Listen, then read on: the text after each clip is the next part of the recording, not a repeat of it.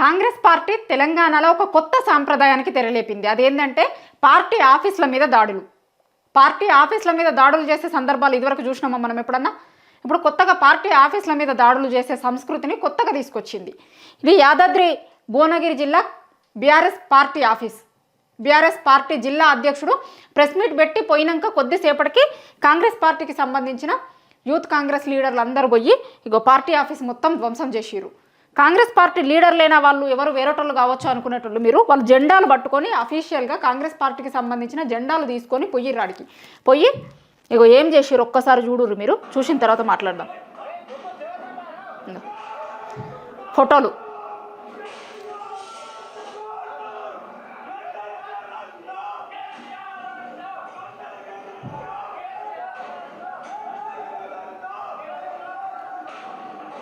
మొత్తం ఫ్లెక్సీలు చింపేసిర్రు, కుర్చీలు ఫర్నిచర్ మొత్తం ధ్వంసం చేసిర్రు, ఫోటోలను పీకిర్రు. చూడురి.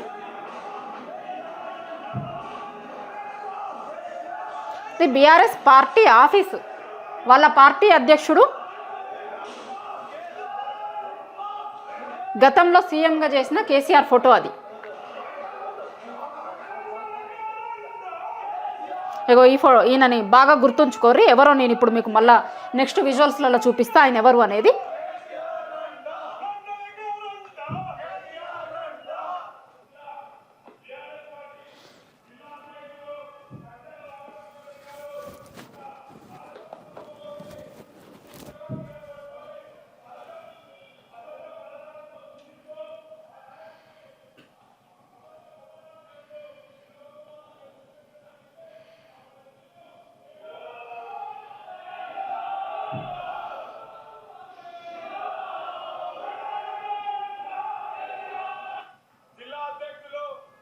ఇగో కాంగ్రెస్ పార్టీ జెండాను అఫీషియల్గా పెట్టుకొని అక్కడ దాడి చేసింది మేమే, వేరేటోళ్ళు కాదు, మేమే యూత్ కాంగ్రెస్కి సంబంధించిన లీడర్లమే అని చెప్తున్నారు. ఇగో ఇక్కడ ఈయన చూసిరు కదా, ఈయన సూరపంగ చందు అట, యాదాద్రి భువనగిరి జిల్లా ఎన్ఎస్యుఐ జనరల్ సెక్రటరీ. ఇంకొక ఆయన ఉన్నాడు ఇంట్లోనే, మంగా ప్రవీణ్, యూత్ కాంగ్రెస్.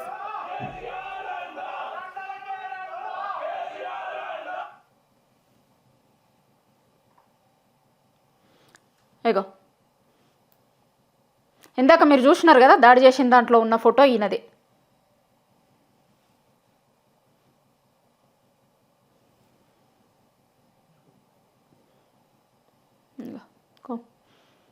వాళ్ళ జిల్లా వాళ్ళతోని సీఎం రేవంత్ రెడ్డితోని కూడా ఉన్నాయి. ఈయన ఫోటోలు చూపిస్తాను మీకు నేను. ఇది మేమే దాడి చేసినాము అని వాళ్ళు వాళ్ళ పార్టీకి సంబంధించిన జెండాలు పట్టుకొని వచ్చి ఒక పార్టీ ఆఫీస్ని మొత్తం ధ్వంసం చేసిరు. ఇవాళ బీఆర్ఎస్ పార్టీ ఆఫీస్ మీదకి పోయిర్రు. 2-3 రోజుల కిందట ఏడికి పోయిర్రు.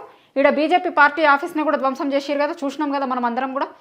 పార్టీ ఆఫీసుల మీదకి పోయి ధ్వంసం చేసేటువంటి కల్చర్ నిజంగా ఎల్లకాలం ఒక్కరే అధికారంలో ఉండరు కదా. ఇప్పుడు ఇట్లాంటి కల్చర్ని ఇంట్రడ్యూస్ చేస్తే రేపు పొద్దున అధికారంలోకి వచ్చిన వాళ్ళు కూడా ఇదే కంటిన్యూ చేస్తారు కదా. ఒక పార్టీ ఆఫీస్ మీదకి పోయి ఆ పార్టీ ఆఫీస్ని ధ్వంసం చేసి ఆ పార్టీ ఆఫీస్లో వాళ్ళ పార్టీ నేతలకు సంబంధించినటువంటి ఫోటోలను ధ్వంసం చేసి మళ్ళా హోమ్ మినిస్టర్ కూడా రేవంత్ రెడ్డి. హోమ్ మినిస్టర్ ఎవరి దగ్గర లేదు, హోమ్ మినిస్టర్ ఈయన దగ్గరే ఉంది. ఇవన్నీ లా అండ్ ఆర్డర్కి సంబంధించిన ఇష్యూస్ కావా? ఎట్లా చూస్తారు వీటన్నింటినీ?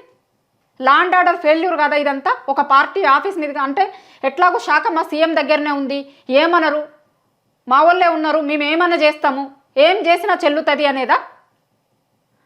సోషల్ మీడియాలో చిన్న పోస్టులు పెడితేనే ఏదో చేసిర్రు అని తీసుకొని పోయి అరెస్టులు చేస్తుర్రు కదా. ఒక పార్టీ ఆఫీస్ మీదకి పోయి ఇంకో పార్టీకి సంబంధించినటువంటి వాళ్ళు పార్టీ ఆఫీసులను ధ్వంసం చేయడం ఏంది? తెలంగాణలో ఏం సంస్కృతిని తీసుకొస్తుర్రు? తెలంగాణలో అసలు ఎప్పుడన్నా ఇట్లాంటి సంస్కృతి ఉందా? ఇట్లాంటి కల్చర్ ఉందా? మొన్న బీజేపీ పార్టీ ఆఫీస్ మీదకి పోయిర్రు, ఇవాళ బీఆర్ఎస్ పార్టీ ఆఫీస్ మీదకి పోతుర్రు. ఏంది ఎట్లా చూస్తారో కొంతమంది టీఆర్ఎస్ పార్టీకి సంబంధించిన స్టూడెంట్ లీడర్లతో కూడా మాట్లాడదాం ఒక్కసారి. ఎందుకు దాడి జరిగింది, బీఆర్ఎస్ పార్టీకి సంబంధించిన కొంతమంది లీడర్లతో మాట్లాడదాం. అసలు ఎందుకు దాడి చేసినారు, ఏం చెప్పాలనుకుంటున్నారు, నిజంగా ఇట్లాంటి కల్చరు. ఇప్పుడు ఒక పార్టీకి సంబంధించిన నేతలు ఇంకో పార్టీ ఆఫీస్ మీదకి దాడికి పోయారు, ఈ పార్టీ అధికారంలో ఉందని. బాలరాజు గారు నమస్తే అండి. నమస్కారం మేడం. మీరు చూసుంటారు, ఇందాక యాదాద్రి భువనగిరి జిల్లాకి సంబంధించిన పార్టీ ఆఫీసు, మీ పార్టీ ఆఫీసులు ధ్వంసం చేసినట్టున్నారు.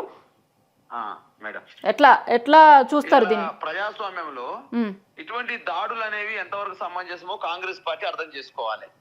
ఒకవైపు ప్రజా సమస్యల పట్ల బీఆర్ఎస్ పార్టీగా మేము కొట్లాడుతా ఉంటే, ఆ ప్రజా సమస్యల్ని పరిస్థితి కాంగ్రెస్ పార్టీ, కాంగ్రెస్ ప్రభుత్వం ఇవాళ ఒకవైపు దాడుల సంస్కృతి పోషిస్తా ఉంది.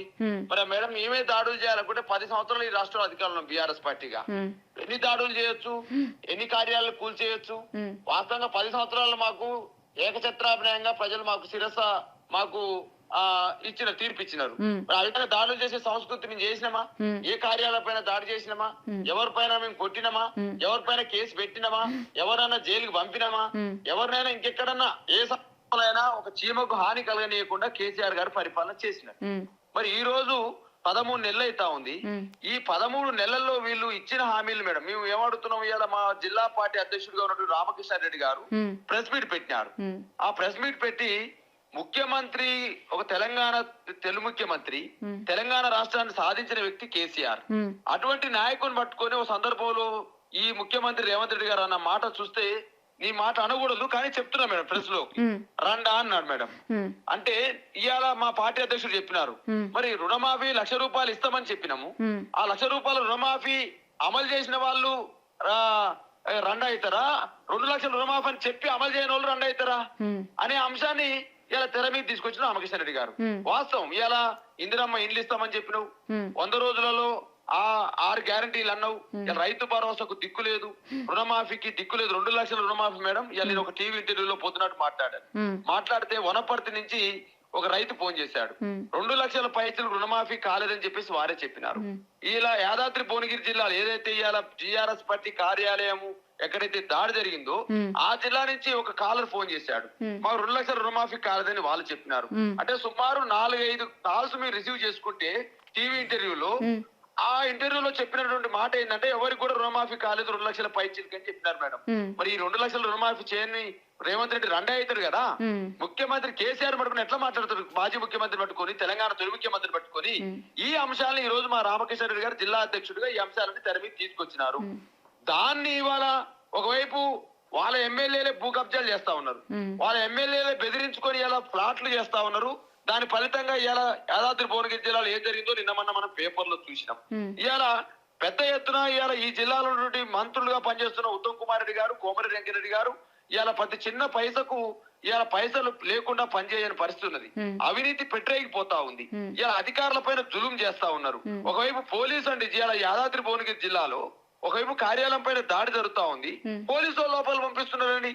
అంటే శాంతి భద్రతలు చూడడానికి పోలీసు వాళ్ళు ఉన్నారా, లేకపోతే కాంగ్రెస్ పార్టీ నాయకులు బీఆర్ఎస్ పార్టీ కార్యాలయాన్ని కూల్చివేస్తా ఉంటే వాళ్ళు రక్షిస్తాడుకున్నారా?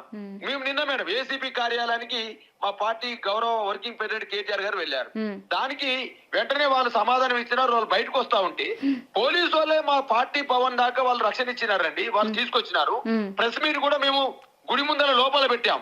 దానికి నిన్న ట్రాఫిక్ ఇబ్బంది కలని చెప్పేసి ట్రాఫిక్ లో కేసు పెడతారండి. లగిచర్లలో కేటీఆర్ హస్తం ఉందని చెప్పేసి కేటీఆర్ మీద కేసు పెడతారండి. అంటే బాలరాజు గారు ఇప్పుడు ఇవాళ బీఆర్ఎస్ పార్టీ ఆఫీస్ మీద అయింది, 2 రోజుల కిందట బీజేపీ పార్టీ ఆఫీస్ మీద కూడా దాడులు చేసిరు. ఇట్లా పార్టీ ఆఫీసుల మీద దాడులు చేసేటువంటి సంస్కృతిని ఇప్పుడే చూస్తున్నాం మనం. గతంలో ఎప్పుడన్నా ఉండేనా అండి మీకు గుర్తున్నంత వరకు? నేను మేడం ఇప్పుడు తెలంగాణ ఉద్యమంలో అంత పెద్ద ఉద్యమం జరిగితేనే ఎక్కడ కూడా ఒక రాయి వేయకుండా, ఒక ఇబ్బంది కలగకుండా, ఒక మనిషి ఏం ఇబ్బంది కాకుండా కేసీఆర్ గారి నాయకత్వంలో అంత పెద్ద తెలంగాణ ఉద్యమం నడిచింది. నిత్యం కూడా కేసీఆర్ గారు ఎప్పుడు దాడుల సంస్కృతి గాని, లేకపోతే ఒకరి మీద దాడి చేయమని చెప్పడం గాని చేయలే కేసీఆర్ గారు. కానీ ఈ రోజు జరుగుతున్న తంతు చూస్తా ఉంటే ఈ 13 నెలల్లో జరుగుతున్న తంతు అయితే నాకు అట్టే కనిపిస్తుంది మేడం. ప్రతి నిత్యము ఇవాళ మేము ప్రతినిత్యం కూడా ఏదో ఒక రకంగా కేసు పెట్టమని చెప్పేసి, దాడి చేయమని చెప్పేసి, జైల్లో పెట్టమని చెప్పేసి ప్రయత్నిస్తారు. ఇవాళ జర్నలిస్టులుగా మీరు పోయారు మేడం. ఇవాళ నేను ఇవాళ అడుగుతా, ఒక యూట్యూబ్ జర్నలిస్టులు కొండారెడ్డి పల్లెకి వెళ్ళారు మేడం. కొండారెడ్డిపల్లికి వెళ్తే కొండారెడ్డిపల్లిలో రైతు రుణమాఫీ అయిందా లేదా తెలుసుకుందామని పోయినారు. పోతే అక్కడ కాలేదని చెప్పినారు రైతులు. అక్కడ కూడా భయాందోళనకు గురి చేస్తూ దాడులు చేశారు మేడం. ఉస్మాన్ యూనివర్సిటీలో మేడం మెగా డిఎస్సి వేస్తామన్నది మీలేగా మేడం. మెగా డిఎస్సి అని చెప్పేసి వాళ్ళు ఒక నిరసన దీక్ష చేస్తే అక్కడ అశోక్ నగర్ చౌరస్తాలో రాహుల్ గాంధీ అయితే తీసుకుపోయి నిరుద్యోగుల పక్షాన మేము ఉంటామని చెప్పేసి వీళ్ళు మాట్లాడిండ్రు. అదే నిరుద్యోగులు గ్రూప్ 1 లో మాకు అన్యాయం జరుగుతా ఉంది, మీరు తీసుకొచ్చిన జీవాలంటే వాళ్ళ మీద దాడి చేసి కేసులు పెట్టారు మేడం. ఈ రాష్ట్రంలో ఖచ్చితంగా దాడులు చేస్తా ఉన్నారు. నిరసన చేస్తే కేసు పెడతా ఉన్నారు. ప్రశ్నిస్తే అరెస్టులు చేసి పెద్ద ఎత్తున జైలు పంపే ప్రయత్నం చేస్తా ఉన్నారు. కాబట్టి దీన్ని ఈ ప్రభుత్వం నియంత్ర ప్రభుత్వం అంటావా రాక్షస ప్రభుత్వం అంటారో మీరే తెలుస్తారు మేడం. మీరు తెలంగాణ ఉద్యమంలో క్రియాశీలకంగా పనిచేసే వాళ్ళు మేడం. ఇలా మేమందరం కూడా తెలంగాణ ఉద్యమంలో క్రియాశీలకంగా పనిచేసినాం మేడం. ఇలా ఎందుకు ఈ విధమైన దాడులు చేస్తా ఉన్నారు? ఎందుకు అసహనం ఉంది మేడం ప్రజలలో కాంగ్రెస్ పార్టీ మీద పూర్తిగా అసంతృప్తి చెలరేగుతా ఉంది. ఇలా రైతు రుణమాఫీ విషయంలో కాంగ్రెస్ ఫెయిల్ అయింది. రైతు భరోసా విషయంలో ఇలా 15,000 ఇస్తామన్నటువంటి రైతు భరోసా 12,000కు వచ్చే వరకే ప్రజలలో రైతులలో వ్యతిరేకత వ్యక్తమైతా ఉంది. ఇలా వృద్ధులకు పింఛనీయక వాళ్ళకు వ్యతిరేకత వ్యక్తమైతా ఉంది. ఇలా సబ్బండ వర్గాల ప్రజలు ఈ కాంగ్రెస్ పార్టీ పరిపాలన పైన పూర్తి వ్యతిరేకత ఉంది. కాబట్టి ఇలా భయపెట్టో బంధించో కేసులు పెట్టో గొంతు నొక్కో అరెస్ట్ చేసో జైలుకు పంపు ఇలా సామధాన పేద దండోపాయం లెక్క ఇలా పెద్ద ఎత్తున కాంగ్రెస్ పార్టీ ఈ రకమైన దాడులు చేస్తుందని నేను భావిస్తా ఉన్నాను. దాడులకు ఇలా మేము గతంలో మేము చూడలేము దాడులు. బీఆర్ఎస్ పార్టీ చూడలేదా? బీఆర్ఎస్ పార్టీ తెలంగాణ ఉద్యమంలో ఇటువంటి రకాలైన దాడులు ఎదుర్కోలేదా? ఈ రేవంత్ రెడ్డి లాంటి ఆకురౌడి లాంటి వాళ్ళు చాలా మంది చూసినాం కదా. చాలా మంది తెలంగాణ ఉద్యమంలో చూసినాం. కానీ ఇలా మేము ఒకటే అడుగుతా ఉన్నాం, బీఆర్ఎస్ పార్టీగా ప్రజలకు ఇచ్చిన హామీలను అమలు చేస్తారా లేదా అడుగుతున్నాం మేడం. అయితే కేసులు ఇది న్యాయమా మేడం? పార్టీ కార్యాలయంపై దాడులు చేస్తారా? ఎప్పుడైనా ఉన్నదా? ఇదే మహేష్ కుమార్ గౌడ్ ఏమన్నారు మేడం? అయ్యో మా కార్యకర్తలు అక్కడ వెళ్ళి దాడి చేయడం తప్పని చెప్పేసి మాట్లాడారు. మరి ఇది యాదాద్రి జిల్లాలో జరిగే దాడి ఏమంటుంది? ఏంటి ఈ రకమైన సంస్కృతి? ఏంది ఈ రకమైనటువంటి ఆలోచన విధానం? ఏంది గుండాయిజం చేద్దాం అనుకుంటున్నారా? దాడులతో భయాందోళనకు గురి చేద్దాం అనుకుంటున్నారా? కొంత చంపుదాం అనుకుంటున్నారా? ఎండని 30-40 మంది గుండాలు, కాంగ్రెస్ గుండాలు పోలీసుల సమక్షంలో దాడి జరుగుతా ఉంటే ఈ ప్రజాస్వామ్యం ఏమన్నా మేడం అంటారు నేను. ఇదేం రేవంత్ రెడ్డి ప్రజాస్వామ్యమా? ఇది రాజ్యాంగం రేవంత్ రెడ్డి రాజ్యాంగం నడుస్తా ఉందా? రాహుల్ గాంధీ ఏమైనా దాడులు జరిగితే వెంటనే గొంతెత్తా ఉన్నారు కదా. అదే రాహుల్ గాంధీ పెడతాను మీ న్యూస్ ద్వారా. రాహుల్ గాంధీ గారు తెలంగాణలో కాంగ్రెస్ పార్టీకి ఎటువంటి వైఖరి నేర్పిస్తా ఉన్నారు, ఎటువంటి పనులు చేయమని నేర్పిస్తా ఉన్నారు. దేశవ్యాప్తంగానే నువ్వు దాడులు చేస్తే గొంతెత్తావు కదా, మరి ఇక్కడ గొంతెత్తుతున్నటువంటి గొంతుల్ని మీ కాంగ్రెస్ పార్టీ ఎందుకు గొంతును మూయిస్తుందని చెప్పేసి ప్రశ్నిస్తా ఉన్నా. ఓకే అండి, ఓకే. ఇంకొక విద్యార్థి నాయకులతో కూడా మాట్లాడదాం ఒకసారి. హలో బాలు గారు, ఇప్పుడు మీరు యాదాద్రి భువనగిరి జిల్లాకి సంబంధించినటువంటి పార్టీ ఆఫీస్ మీద దాడిని చూసినారు. గతంలో బీజేపీ ఆఫీస్ మీద కూడా దాడి చేసిరు. నిజంగా ఇట్లాంటి సంస్కృతి ఇట్లాంటివి హోంమంత్రి కూడా సీఎంగానే ఉన్నాడు స్వయంగా. కాంగ్రెస్ పార్టీకి సంబంధించినటువంటి నేతలు మేమే చేసినాము అని కూడా చెప్పుకుంటున్నారు. ఇవాళ జరిగినటువంటి దాడిని ఎట్లా చూస్తారు మీరు? పూర్తిగా ఈ దాడిని ఖండిస్తున్నాం మేము. ఎవరైతే యూత్ కాంగ్రెస్ ఎన్ఎస్యూ నాయకులు ఈ రోజు బీఆర్ఎస్ పార్టీ కార్యాలయం పైన, యాదాద్రి జిల్లా కార్యాలయం పైన దాడి చేసినటువంటి ఈ దాడిని పూర్తిగా ఖండిస్తున్నాం. వారి పైన చట్టపరమైన చర్యలు కూడా తీసుకోవాలని కూడా డిమాండ్ చేస్తాం. ఎందుకంటే ఈ రోజు అల్లరి ముఖాల్లాగా గతంలో కూడా వీళ్ళే యూత్ కాంగ్రెస్ సంబంధించిన నాయకులు గతంలో అల్లు అర్జున్ ఇల్లును కూడా ముట్టడం చేయడం జరిగింది. ఈ మొన్న చూసినట్టు బీజేపీ ఆఫీస్ ముట్టడం చేయడం, ఈ రోజు చూసినట్టయితే బీఆర్ఎస్ పార్టీ ఆఫీస్ ముట్టడం చేయడం జరుగుతుంది. ఇట్లా వీళ్ళు దాడులు అంటే ఇలా లా అండ్ ఆర్డర్, ఇలా ఒక ముఖ్యమంత్రిగా ఆయన దగ్గర ఇలా హోంశాఖ పెట్టుకొని ఇలా లా అండ్ ఆర్డర్ ఏ విధంగా ఉంటుందని ఇవాళ యాదాద్రి భువనగిరి జిల్లాలో అక్కడ మాట్లాడినటువంటి యాదాద్రి జిల్లా అధ్యక్షుడు కావచ్చు, ఎక్స్ఎమ్మెల్యే శేఖర్ రెడ్డి కావచ్చు, వాళ్ళు ప్రెస్ మీట్ పెట్టే సందర్భంగా ఏం మాట్లాడారు? మీరు పెట్టినటువంటి 420 హామీలు 6 ఏవైతే ఉన్న హామీల గురించి నెరవేర్చేవాకు మాట్లాడి ప్రెస్ మీట్ పెట్టారు. వాటిపైన మాట్లాడితే మీరు గతంలో ఇదే ముఖ్యమంత్రి కదా, ఈయన ముఖ్యమంత్రిగా పిసిసి ప్రెసిడెంట్ ఉన్నప్పుడు ఇదే రేవంత్ రెడ్డి కదా ఈ భాషను మాట్లాడింది. కాబట్టి ఆ భాషను మళ్ళొకసారి రిపీట్ చేస్తూ నువ్వు దమ్మున్న ముఖ్యమంత్రి అయితే ఇవి నువ్వు ప్రకటించినావు 420 హామీలు 6 గ్యారెంటీలు ప్రకటించినావు. వీటిని నెరవేర్చు ఫస్ట్. ఇలా రైతులు ఇలా నాట్లేస్తున్న పరిస్థితి చూస్తాం. ఇప్పటి వరకు కూడా రైతు భరోసా రాలేదు. నువ్వు సంవత్సరానికి 15,000 ఇస్తున్నావు రైతు భరోసా, ఇప్పటి వరకు రైతు భరోసా ఇవ్వలేని పరిస్థితి. ఇలా రైతులు నాట్లేసుకుంటున్న పరిస్థితి. వీటి గురించి ప్రశ్నిస్తే, వీటి గురించి అడిగితే, వీటి గురించి నీ భాషలో నీకు చెప్తే నువ్వు మా పార్టీ ఆఫీస్ మీద దాడి చేస్తావా? ఇలా నువ్వు ఇలా మీరు కేవలం ప్రెస్ మీట్లకు, పత్రికా ప్రకటనలకు మీరు, మీ నాయకులు, మీ ఎమ్మెల్యేలు, మీరు, మీ మంత్రివర్గం అంతా పరిమితం అవుతుంది. మీరు ఈ యూత్ కాంగ్రెస్ ఎన్ఎస్యూల నాయకులతోనే దాడులు చేపిస్తారా? ఇది మీరు అంటే డైవర్ట్ పాలిటిక్స్ చేస్తారు. మీరేమో ప్రెస్ మీట్లు పెడతారు, ఇగో 15,000, ఇగో సంవత్సరానికి 12,000 ఇస్తామని చెప్పి రైతు భరోసా ప్రకటిస్తామని మీరు ప్రెస్ మీట్ పెడతారు. వాటిని ఇంకెప్పుడైనా అడిగితే వాటి మీరు చెప్పలేని పరిస్థితులు ఇటువంటి నాయకులపై మా పార్టీ ఆఫీసుల మీద మీరు మీ కార్యకర్తలను పెట్టి దాడి చేపిస్తారు. ఇగో ఇది జరుగుతుంది తెలంగాణ. అంటే అడిగితే దాడులు, డైవర్ట్ పాలిటిక్స్. ఎక్కడ కూడా డైవర్ట్, అడిగినందుకు డైవర్ట్. ఇలా ఎవరు ప్రెస్ మీట్ లో బాధ్యతగా ప్రెస్ మీట్ పెట్టి అడిగిండు, మీ హామీలు నెరవేర్చండి అని అడిగిండు. అడిగినందుకు మీరు దాడి చేస్తారా? ఇలా ప్రజాస్వామ్యంలో పోలీసు వ్యవస్థ ఆపేది పోయి పోలీసులు దగ్గరుండి దాడి చేపిస్తుంటారు అక్కడ. అదే పోలీసులు కారులో ఎక్కించుకోపోతుంటే, అదే పోలీసు వ్యాన్ లో పోతుంటే ఆ యూత్ కాంగ్రెస్ ఎన్ఎస్యూ నాయకులు అన్న కూర్చొని ప్రెస్ కు బాధ్యత ప్రెస్ మీట్ మాట్లాడుతున్నారు. ఎవరైనా ఉంటదండి ఇలా బాధ్యత కారులో? ఇలా చూడండి, మీరు ఒక వీడియో ఉన్నది, వీడియో రిలీజ్ అయింది. వాళ్ళు బాధ్యత కారులో కూర్చొని వెనకకెళ్ళి కానిస్టేబుల్ సంబంధిత అధికారులు ఇలా వీడియోని రికార్డ్ చేస్తుంటారు. ఇది ఎలా అంటే మా మంత్రి, ఈ సంబంధించినటువంటి హోంశాఖ మంత్రి, మా ముఖ్యమంత్రి, మీ పోలీసులు మీరు మాకు సహకరించాలా? బాధ్యత మీ కారణమే మేము వీడియో రికార్డ్ చేస్తామని వీడియో బాధ్యత ప్రెస్ కు మాట్లాడి అది రిలీజ్ చేస్తాం. అంటే ఇలా ప్రజాస్వామ్యం ఎటుపోతుందండి? పోలీసులు అరెస్ట్ చేసి తీసుకుపోవాలి తప్ప పోలీసులు బాధ్యత కార్లో కూర్చోబెట్టి వీడియో రికార్డ్ చేసినటువంటి పరిస్థితులు ఎక్కడ చూస్తున్నామండి? ఇవాళ తెలంగాణ రాష్ట్రంలో చూస్తున్నాం. ఇగో ఇది తెలంగాణలో ఇలా జరుగుతున్నటువంటి పరిస్థితులు. అడిగితే దాడులు, ప్రశ్నిస్తే దాడులు, ఏమైనా మాట్లాడితే దాడులు, ఇక ఏదైనా గట్టిగా అడిగితే పెద్ద నాయకుల పైన డైవర్ట్ పాలిటిక్స్. తెరపై రోజుకో రకం, నెలకో రకమైనటువంటి కేసులు తీసుకొచ్చి కేసులు పెడతామని చెప్పి భయభ్రాంతకు గురి చేస్తూ డైవర్ట్ పాలిటిక్స్ నడిపిస్తున్నటువంటి ప్రభుత్వం రేవంత్ రెడ్డి సర్కార్. ఓకే అండి, ఇది తెలంగాణలో జరుగుతుంది. ఓకే, థ్యాంక్ యూ అండి. హోంమంత్రి కూడా ఈయనే, సీఎం రేవంత్ రెడ్డి హోంమంత్రి. 2 రోజుల కిందట బీజేపీ ఆఫీస్ మీద జరిగిన దాడి విషయంలో వాళ్ళ పీసీసీ ఏమన్నాడు? అసలు ఇట్లాంటివి మంచిది కాదు, ఇట్లా జరగొద్దు అనేటువంటిది మాట్లాడిండు. మళ్ళీ 2 రోజులకే ఇది జరిగింది. ఎట్లా చూడాలి ఇవన్నీ? పార్టీ ఆఫీసుల మీద దాడులు చేసేటువంటి సంస్కృతి ఇదివరకు ఎప్పుడు చూడలేదు.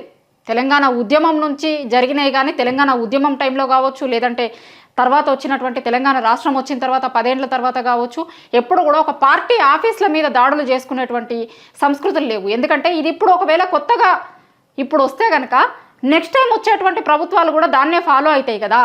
ఇందిరమ్మ రాజ్యం ప్రజాపాలన అని చెప్పుకుంటున్న వాళ్ళు, ఇందిరమ్మ రాజ్యం ప్రజాపాలన, మేము చాలా ట్రాన్స్పరెంట్గా ఉన్నాము, మార్పు కోరుకున్నారు ప్రజలు అన్నారు కదా. ఆ ప్రజలు కోరుకున్న మార్పు ఇదా? పార్టీ ఆఫీసుల మీదకి దాడులు చేయండి మీరు పొయ్యి అని మిమ్మల్ని గెలిపించినారా? కాదు కదా. ఈ పార్టీ ఆఫీసుల మీద దాడులు చేసేటువంటి సంస్కృతి ఎట్టి పరిస్థితుల్లో మంచిది కాదు, ఎట్టి పరిస్థితుల్లో మంచిది కాదు పార్టీ ఆఫీసుల మీద దాడులు చేయడం అనేటువంటిది. ఇంకొకటి, చేసినటువంటి వాళ్ళు ఎవరో తెలియదు అని కూడా కాదు, వీళ్ళందరూ కూడా కాంగ్రెస్ పార్టీకి సంబంధించినటువంటి నాయకులు, కాంగ్రెస్ పార్టీకి సంబంధించినటువంటి కార్యకర్తలు. వాళ్ళు పోయినప్పుడు కూడా, పార్టీ ఆఫీసుల మీద దాడి చేసేందుకు పోయినప్పుడు కూడా కాంగ్రెస్ పార్టీకి సంబంధించినటువంటి జెండాలను తీసుకొని పోయి, ఎందుకు అంటే ఈ దాడి చేసింది మేమే, వేరే వాళ్ళు అనుకోకండి, మేమే చేసినాము అనేటువంటి గుర్తింపు కోసం వాళ్ళు జెండాలు కూడా తీసుకొని పోయి ఆడ దాడి చేసి వచ్చిర్రు. ఇప్పుడు ప్రభుత్వం వీళ్ళ మీద ఏం చర్యలు తీసుకుంటుందో అనేటువంటిది చూడాలి. ఏం చర్యలు తీసుకుంటుంది? మొన్న బీజేపీ పార్టీ ఆఫీస్ మీద దాడి చేసినప్పుడు కావచ్చు, ఇప్పుడు ఈ పార్టీ ఆఫీసుల మీద దాడి చేసేటువంటి వాళ్లకు ఏం చెప్తారు? ఏం చర్యలు తీసుకుంటుంది? కాంగ్రెస్ పార్టీగా ఏం చర్యలు తీసుకుంటుంది? పార్టీ కార్యకర్తలకు ఏం చెప్తుంది? ప్రభుత్వం ఎట్లాంటి చర్యలు తీసుకుంటుంది? కాంగ్రెస్ పార్టీ వాళ్ళ కార్యకర్తలకు ఏం చెప్తుంది అనేటువంటి విషయాన్ని ఇప్పుడు తెలంగాణ ప్రజలందరూ కూడా చూస్తున్నారు. కాంగ్రెస్ పార్టీ వాళ్ళ కార్యకర్తలకు ఏం చెప్తుంది? దీన్నే నేర్పిస్తుందా? ఇదే నేర్పిస్తే కనుక రేపు పొద్దున వచ్చేటువంటి ప్రభుత్వాలు కూడా దీన్నే ఫాలో అయ్యేటువంటి అవకాశం ఉంటుంది కదా. సో కాంగ్రెస్ పార్టీ కావచ్చు, అదేవిధంగా ప్రభుత్వం ఖచ్చితంగా దీనిపైన జనాలకు సమాధానం చెప్పాల్సినటువంటి అవసరం అయితే ఉంది.